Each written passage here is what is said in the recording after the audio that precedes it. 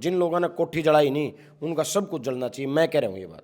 लेकिन 28 करोड़ रुपये लेके समझौता कर गया और जो असली कोठी जलानी थे वह बाहर हो गए। जो उनसे सम्मानित करने लाग रहे हैं उनमें तो 70% सारे नहीं 70% तो इसे के वोटर हैं। अच्छा, इसे अकेले की कोठी जली थी भाई, 28 करोड़ रुपये भी ले गया, 10 साल उनकी कैद भी कराया बेचारे ने। 10 साल उन्हें पूछ के देखना है उनने केक सजा कटी है, 10 साल उनका जीना आराम होया है।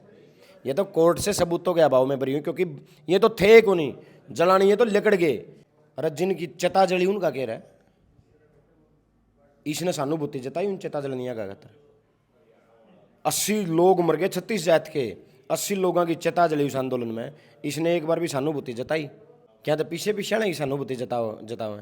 अरे एक ही कोठी जली थी भाई कि मेरी माँ ने समझौते के लिए मना कर दिया है, हम इनके साथ समझौता नहीं चाहते। जिन्होंने हमारी कोठी जलाई है उन वो चाहे मैं 10 चुनाव हार जाऊँ उनका मैं बदला लूँगा।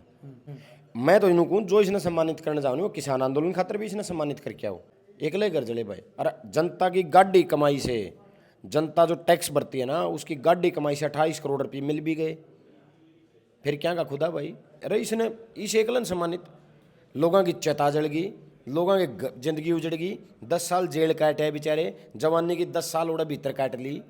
और जिन लोगों के पूरा हरियाणा जलाया, किसी की दुकान जला दी, किसी का किमें जला दिया, उनका के ये मतलब यू धन्ना सेठ हो गया तो धन्ना सेठ ने सम्मानित करोगे। किसी गरीब की दुकान जली उड़ा तो रोज तक मतलब को कम तक भी 100 मकान जले, 100 दुकान मकान जली, उन्हें कौन सम्मानित करो। अगर बात करूँ मैं फिलहाल नालंदा हल्के की, नालंदा हल्के में एक और नई हवा चली हुई है जो जाट आरक्षण का मामला था। उस मामले में आज कैप्टन अभिमन्यु को एक मसीहा बना करके सामने रखा जा रहा है। आज उनको कह रहे हैं कि कैप्टन अभिमन्यु ने एक बहुत बड़ा सेक्रीफाइस किया है, बहुत बड़ा समझौता किया अपने आप के साथ। तो उसके ऊपर मौके के विधायक जस्सी पेटवाड़े क्या समझौता के सेक्रीफाइस कर दिया कि जो सजा हुई थी उनको बाहर निकालने में कैप्टन अभिमन्यु का बहुत बड़ा रोल है, बहुत बड़ा हाथ है। क्या तो हुई थी सजा? कोठी जलाई थी जब। अच्छा, इस एकले की कोठी जली थी भाई। अरे जिनकी चिता जली उनका कह रहा है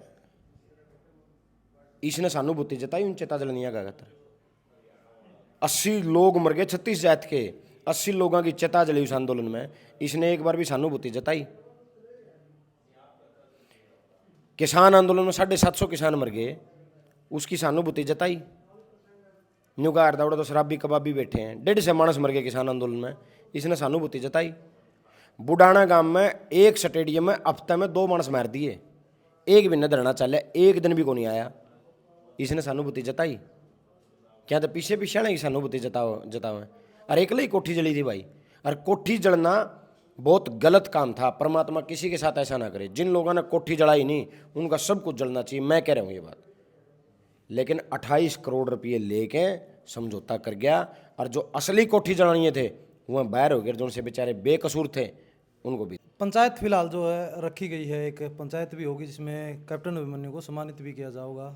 तो आप कह रहे हो कि मतलब आपने भी बहुत से तथ्य रख दिए इस चीज़ के ऊपर, लेकिन बहुत से लोग ये भी स्पष्ट कह रहे हैं कि भाई उस टाइम पर 2019-20 में ये समझौता हो गया था, लेकिन कैप्टन अभिमन्यु ने यह बात रख दी थी कि भाई मैं इसमें राजनीति नहीं करना चाहता, चुनाव का फायदा नहीं लेना चाहता, इसलिए इस बात को अभी नहीं रखनी है, अभी लोगों के सामने नहीं रखनी है, तो अब रखी गई। चुनाव के लिए ही इकट्ठे हुए थे और न्यू था कि इस इलेक्शन आ गया, इस पर प्रेशर बनावांगे और यू बरी करा देगा।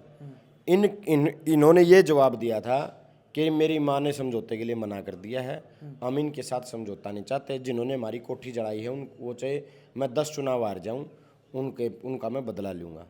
वो इसकी मर्जी है भाई, इसके अधिकार क्षेत्र की बात है। लेकिन मैं तो यह बात कहूँ जो उनसे सम्मानित करने लाग रहे हैं उनमें तो 70% सारे नहीं 70% तो इसे के वोटर हैं। मैं तो इन्हों कहूँ जो इसने सम्मानित करने जाऊँ वो किसान आंदोलन खातर भी इसने सम्मानित करके आओ, इसने सम्मानित करके आओ। 80 लोगों की चिता जली, इसने एक पर भी वो नहीं कराया। घर तो बहुत ही जले, सारा हंसी फूक्या, सारी रोहतक फूकी, सारा पंचकुला फूक्या, सारा हिसार फूक्या, एकले घर जले भाई। अरे जनता की गाड़ी कमाई से, जनता जो टैक्स भरती है ना उसकी गाड़ी कमाई से 28 करोड़ रुपये मिल भी गए, फिर क्या का खुदा भाई। 28 करोड़ रुपये भी ले गया, 10 साल उनकी कैद भी कराया बेचारे ने। 10 साल उन्हें पूछ के देखना है उनने केक सजा कटी है, 10 साल उनका जीना आराम होया है। ये तो कोर्ट से सबूतों के अभाव में बरी हुई, क्योंकि ये तो थे को नहीं जलानी, ये तो लिकड़ गए। समझौता कराया गया, रोहतक का एक बड़ा नेता, प्रदेश के मुख्यमंत्री उस समय के और कैप्टन अभिमन्यु, 3 नाम समझौता होया। अरे रोड पर जान दे, वो तो सड़क पे इसकी कोठी है, सड़क पर किसी की लोकेशन लेके आई वो भी दबोच लिया, किसी का पड़ोस में घर रिश्तेदारी है वो भी दबोच लिया। असली तो काट दिए समझौता करके।